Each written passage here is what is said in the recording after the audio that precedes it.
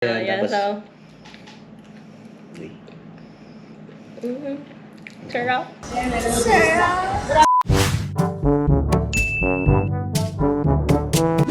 so, ayan, since kasama namin tong si Queen Pabebe, yung sa nag-start yung word na Pabebe girl, doon sa Mamon di ba? Yes. So, wala kami nahanap na Mamon other than tong Mamon na to. Pero hindi daw pwede ngayon.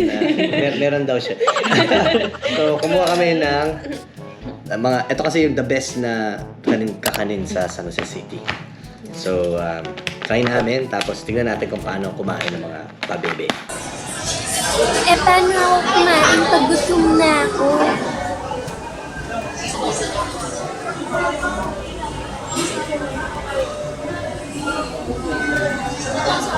Tuturuan niyo sila kung paano kumain. Kumain. Ayan.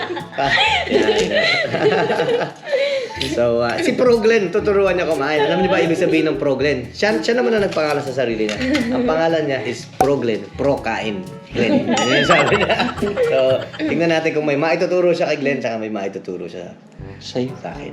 Yung paano kumain. Nice. So, ano gusto mong kainin muna? Yung kaliwa o kanan?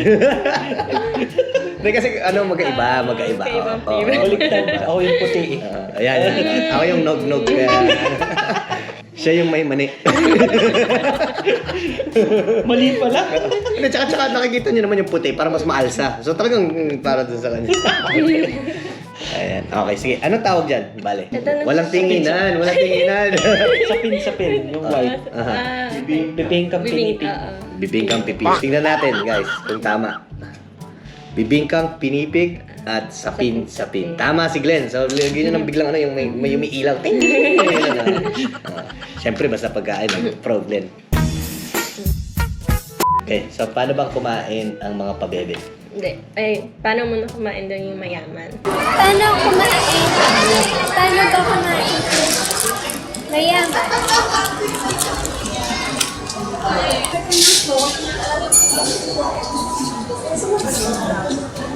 Oh, okay. Yeah. Sige. Paano kumain yung mayaman? Pag mayaman daw kasi parang, ganyan lang, parang, konti lang. Oo, konti lang ito. Tinidor ang ginagawa. Ito, tinidor lang. So, parang konting-konti. Yeah, konti lang. Kasi, yung mga food conscious. Sa mga health conscious. Oo, health Maraming conscious. calories. Yeah, yan. Tapos, so, sarap.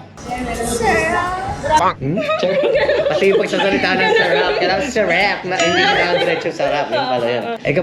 Kapag Pag mahirap. Mahirap agad, di kayo, paano yung normal na tao lang? Pag normal na tao. Kamayin. Hindi. Pag normal na tao, like, kutsara, di ba? Parang, mostly kutsara ginagamit. Pero sa mga... Tapos kalahating tao. Kalahati na agad. Yan lang. Tinidor. Yan. Sarap. Yan. Normal. Paano yung... Pag mahirap. Paano kumain ng mahirap?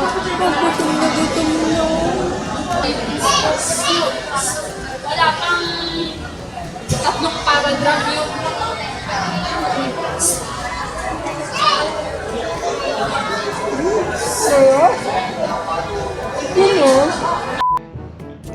Gutom na. Kinakamay na. Sorry Palain mo tayo yung sampung mo. Sa liit na yun. Parang ba't gusto mo yung mahirap? Ikaw, Glenn, paano yung typical na pagkain mo? Ako? Bubulag na. Tinidor ako, syempre. Wow. Hindi mo kinakamay? Hindi, Muna? ayoko. Ay, put! Ay! Oh! Hindi, parang hindi naman ito mahirap. Matakaw lang. Ako ba? Paano ba ako kumain? Kasi syempre medyo, minsan ayaw ko ng maraming calories. Ganyan. So, ganun nga rin ako kumain. Pero ako kasi tinitikman ko muna. Yeah, boy. Hindi na ako muna. Kasi pwede. Allergy kasi ako sa saging, guys. So, kailangan dila ako muna bago ko kainin. Kasi para alam ko kung maano ako. Kailangan amuyin mo rin minsan. Paano mo kanain yung munay dati? Yung pabebe talaga, yung original na pabebe na bibili. Yeah, ganun din. Pagka may parang konti-konti lang. Tapos, pagka patay gutom, lahat na. So ganun talaga. Doon na nagsimula Doon yun. talaga, Oo. oo. Ganun. kung So, paano ibig ko sabihin, gawin. patay gutom yung kasama natin. Talagang, kumamit naman siya ng tinidor. Hindi ko naman. So, in between dyan ng mahirap, tsaka Oo, mayaman. patay gutom. Patay gutom.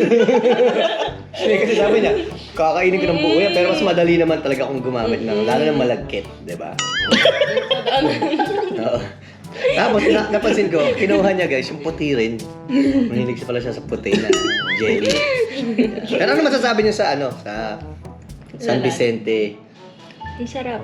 Sarap, di ba? Masarap. Or masarap. Ayan, yan, napapabalik siya. Oh. Ito. Diba? Wow! Tinan mo, binabalikan niya yung side ko. Wow naman! Wow! Wow!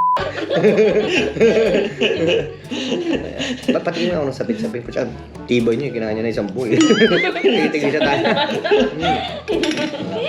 Sarap. Sarap ka. Sabit-sabit. Hindi dito lang, check-in usual yun. Ito malambot kasi madaling matunan sa bibig.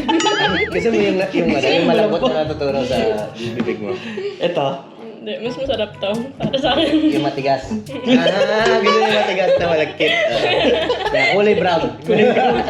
Yeah. Ayaw niya ng white. Si Glenn naman, mahilig sa... Kaya titikman niya na iba. Mahilig talaga tumigim to. Oo.